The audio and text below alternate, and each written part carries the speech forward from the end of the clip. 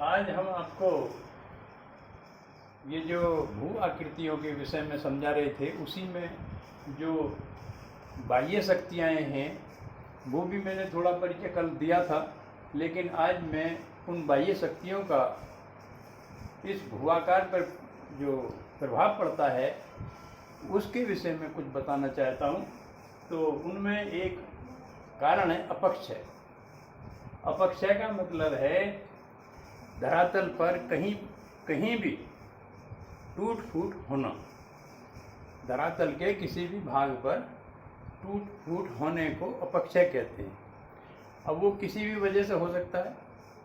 यहाँ पर मैं जो भूगोल के छात्र नहीं हैं वो कुछ प्रारंभिक बातों को नहीं जानते हैं, तो इसलिए मैं थोड़ा सा शैलों के विषय में परिचय देना चाहूँगा, क्योंकि शैल शब्द बार बार पढ़ाने में आता है और जिन्होंने ज्योग्राफी पहले कभी नहीं पढ़ी, केवल कंपटीशन की तैयारी में है, वो शैल के नाम से चौंक जाते हैं, शैल क्या बवाल है। तो ये जो पृथ्वी है, पृथ्वी का जो धरातल है, ये धरातल शैलों से बना है। इसका जो निर्माण है उसको ज्योग्राफी में बोलते हैं शैल। तो ये जो धरातल की भू आकार पे पृथ्वी धरातल पर जो शैल पाए जाते हैं उनके विषय में मैं आपको आज थोड़ा सा समझा दूं।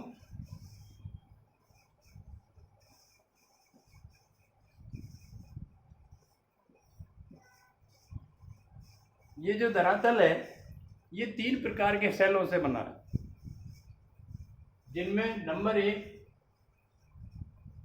अवसादी शैल।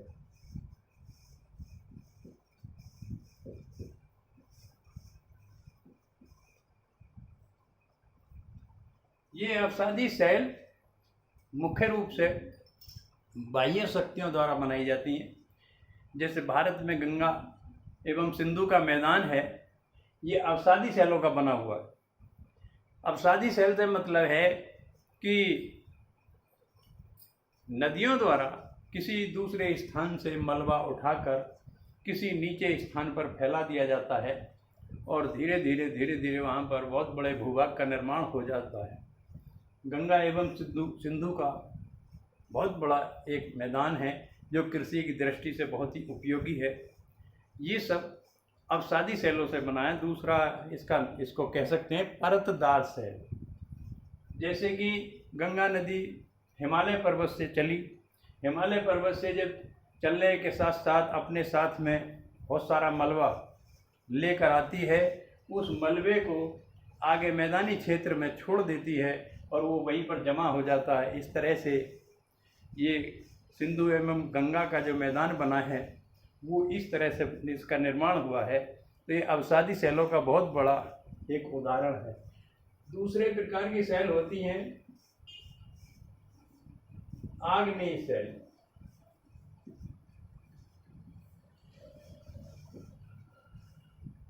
ये जो आग्नेय शैल हैं, इसके नाम से ही स्पष्ट है, अग्नि के द्वारा बनाई गई शैल।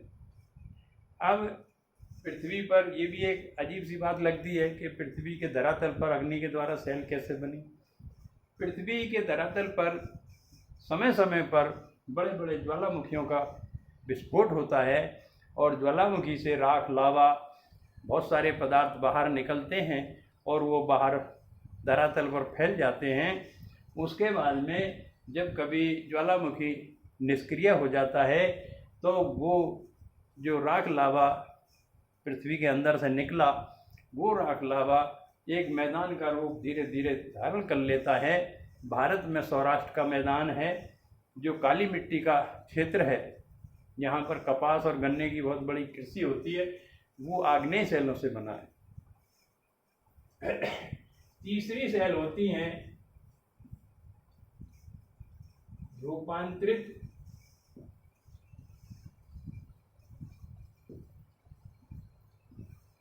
या कायांतरित शैल।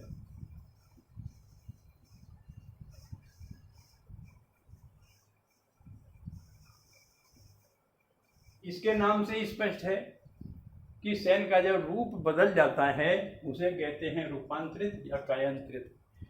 ये जो पहली दो सेल होती हैं अपसादी या आग्नेय सेल, इन दोनों सेलों में से किसी का भी जब रूप बदल जाता है तो उसको कहते हैं रूपांतरित सेल। अब ये इनका थोड़ा सा मैं निर्माण के विषय में और थोड़ा सा परिचय दे दूं। जैसे कि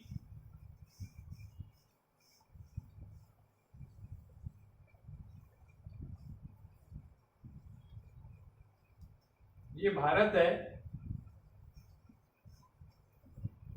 इसमें उत्तरी क्षेत्र में गंगा नदी, इसकी सहायक यमुना नदी, इधर में सिंधु नदी,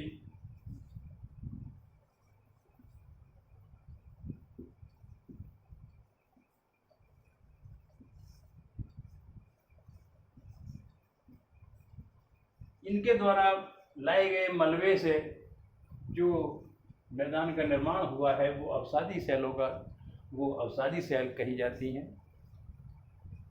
और ये आग्नेय सेल भारत का ये प्राचीन क्षेत्र है,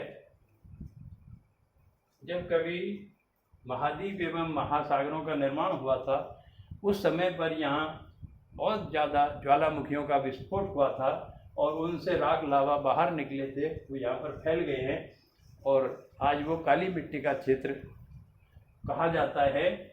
ये आग्नेय सेलों का उदाहरण है।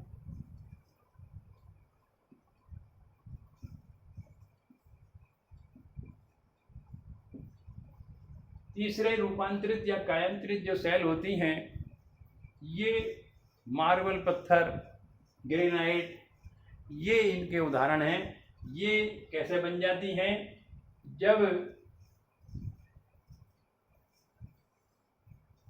पृथ्वी पर यहाँ कहीं नीचा क्षेत्र होता है तो आसपास से जल मलबा लेकर यहाँ पर छोड़ता रहता है और ये मलबा यहाँ पर खूब जब जमा हो जाता है उसके बाद ये क्षेत्र, ये भाग भूमि में जब अंदर और ज़्यादा अंदर चला जाता है, उस स्थिति में ये जो पृथ्वी है, इस पृथ्वी में प्रति 19 मीटर पर 1 डिग्री तापमान बढ़ जाता है और तापमान बढ़ते बढ़ते ये मलबा जब पृथ्वी के केंद्र की तरफ पहुंच जाता है, जहां ये मलबा पिघल जाता है तो इसका रूप बदल जाता है। ये आग्नेय या अवसादी सेलों का मलबा जब पृथ्वी के केंद्र की तरफ चला जाता है तो यहाँ भारी तापमान के प्रभाव में आकर ये एक रूपांतरित या कायांतरित सेल में बदल जाता है। तो ये छोटा सा मैंने आपको सेलों का परिचय दिया। अब आप सुनिए अपक्ष सेल।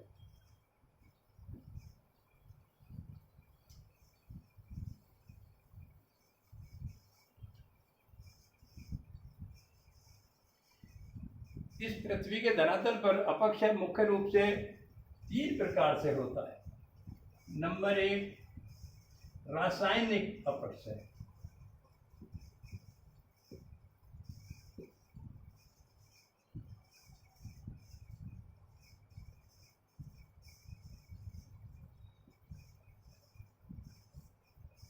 नंबर 2 भौतिक अपक्षय।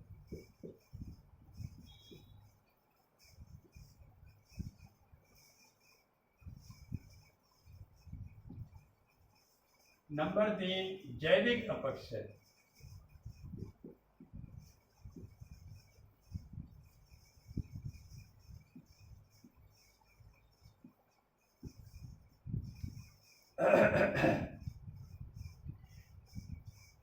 अब सुनिए रासायनिक अपक्षय।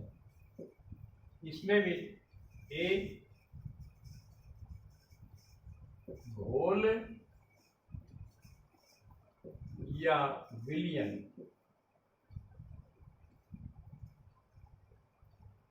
ये घोल या विलयन क्या है ये सब सुनिए।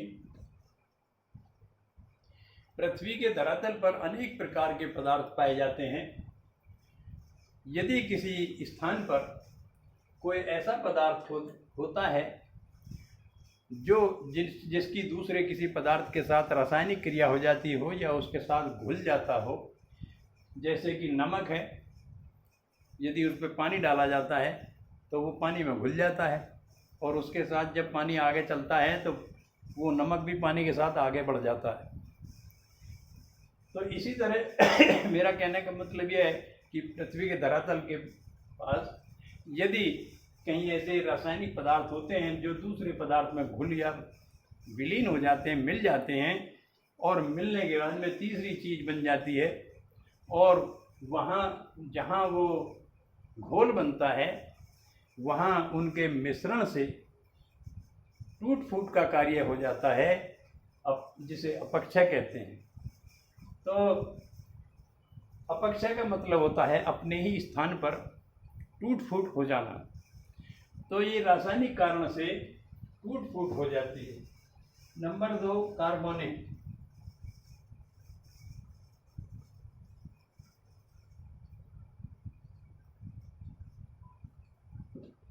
कार्बोनेट